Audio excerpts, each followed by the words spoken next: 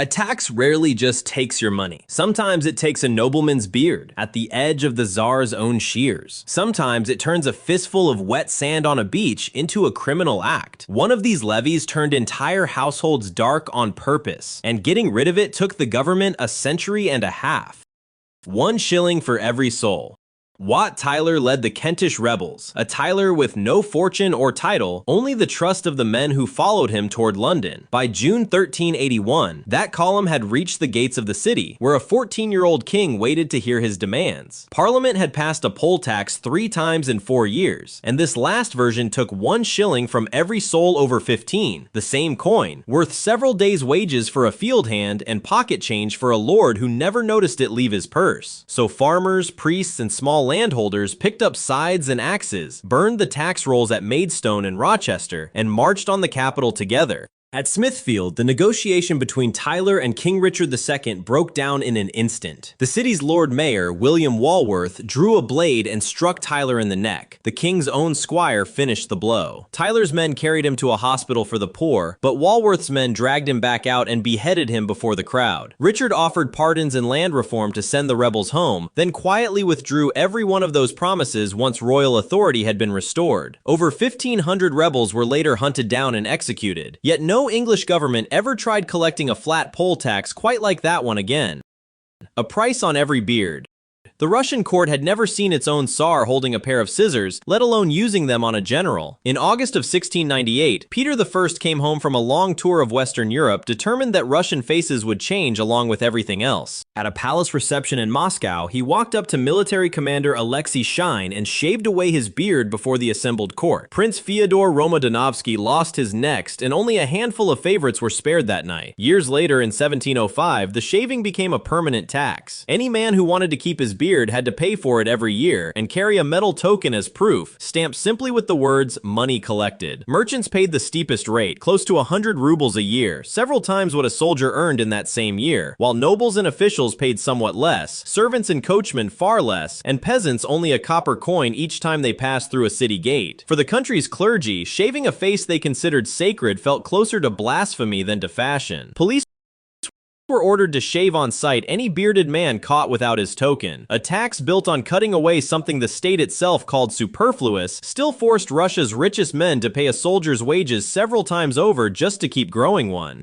£1 against the crown. A single pound sterling has rarely bought a country as much trouble as this one did. The bill arrived in Buckinghamshire in the autumn of 1636, addressed to a country squire named John Hampden, for lands he owned in the parish of Stoke Mandeville. Ship money had once been an emergency tax on coastal towns, collected only in wartime to build the navy. King Charles I, 7 years into ruling without parliament, had quietly stretched it inland to every county in England and turned it into a yearly habit worth roughly £200,000, tens of millions in today's money. Hampton's own share of that haul was £1, a rounding error next to the total, yet it was the coin the entire legal system chose to fight over. He refused to pay it and took the crown to court instead, arguing that no king could tax the country without parliament behind him. The case dragged through the Court of Exchequer for months, and on June 12, 1638, 12 judges ruled 7-5 in the king's favor. The margin was so narrow it convinced half of England the tax was rotten anyway, and collections quietly collapsed. Hampden did not live to see it fall. In 1643, at the Battle of Chalgrove Field, 2 carbine balls struck him in the shoulder, and he died of the wound days later. Parliament outlawed ship money for good in 1641, on the same principle Hampden had argued in court: a crime against the tide. The ocean delivered this to the shore of Gujarat every single morning for free, and picking it up off the sand was still a crime. Since 1882, British law had made salt a government monopoly across India, taxing a mineral that every family needed simply to survive the heat. Mohandas Gandhi was 60 years old when he left Sabarmati Ashram in March of 1930 with 78 followers, walking toward the coastal village of Dandi, some 240 miles away. Crowds gathered along the route, and by the time he reached the shore on the 6th of April, tens of thousands were walking behind him. He bent down, lifted a lump of natural salt from the wet sand, and broke the law before assembled reporters. Weeks later, at the Dharasana Salt Works, volunteers led by the poet Sarojini Naidu walked in orderly lines towards steel-shod police clubs, refusing to raise a hand to defend themselves. Hundreds fell with cracked skulls while an American reporter watched and wrote it all down. Around 60,000 people were jailed nationwide, more than could fill several packed football stadiums. Gandhi himself was arrested on the 5th of May. The salt tax did not vanish that spring.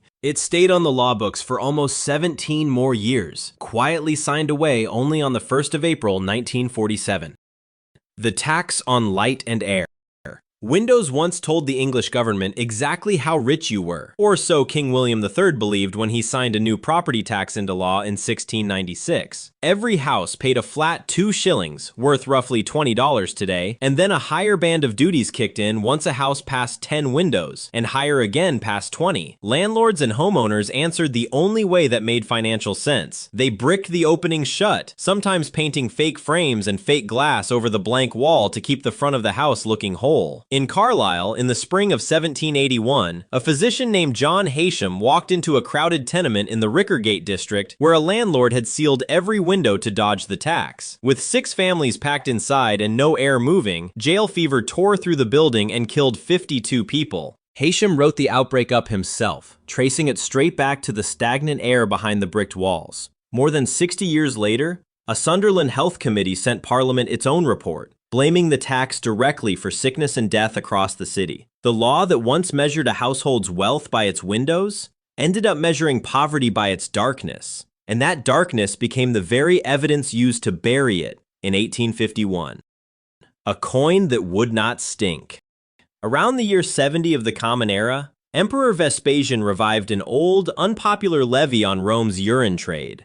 A tax first tried under Nero and then abandoned because public urine, hauled out of the city's latrines by the barrel, was already valuable to tanners curing leather and fullers bleaching wool togas. Vespasian charged a fee on every barrel sold from the city's collection points, adding coin by coin to a treasury that a year of civil war had emptied out. His own son Titus found the whole scheme beneath an emperor and said so to his father's face. Vespasian didn't argue. He simply raised a gold coin from the first day's collection, held it under Titus's nose, and asked if it smelled of anything at all. Titus admitted it did not, and yet Vespasian answered, "It comes from urine." The historian Suetonius recorded the exchange, and the phrase that came out of it, "money does not stink," outlived every other tax Vespasian ever collected. Fullers kept buying by the barrel, latrines kept charging by the load, and an emperor who spent his reign patching up a broken treasury left behind one of the most quoted comebacks any ruler ever delivered to his own son.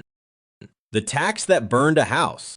Every frontier farmer west of the Appalachians turned surplus corn and rye into whiskey because a jug of spirits traveled over mountain trails in a way raw grain never could. That backwoods economy collided with the new United States government in March of 1791, when Congress passed the nation's first tax on spirits distilled at home, charged at rates from about 6 to 18 cents a gallon, roughly $2 to $6 today, with small frontier distillers routinely paying more per gallon than large eastern ones. Farmers in western Pennsylvania treated federal tax collectors the way they had treated royal ones a generation earlier, and resistance built for 3 years until it reached General John Neville's front door. On the 17th of July 1794, hundreds of armed farmers surrounded Neville's estate at Bower Hill, traded gunfire with the men guarding it, and burned the house to the ground. President George Washington answered by putting on his old uniform and riding out himself at the head of nearly 13,000 militia, a force close in size to the army that fought Britain for independence. The rebels scattered before the soldiers arrived. 2 men, John Mitchell and Philip Weigel, were convicted of treason for their part in it, then pardoned by Washington himself. The government had proven it could enforce a tax by force, a lesson the whiskey tax itself did not survive to see used again, repealed by President Thomas Jefferson in 1802.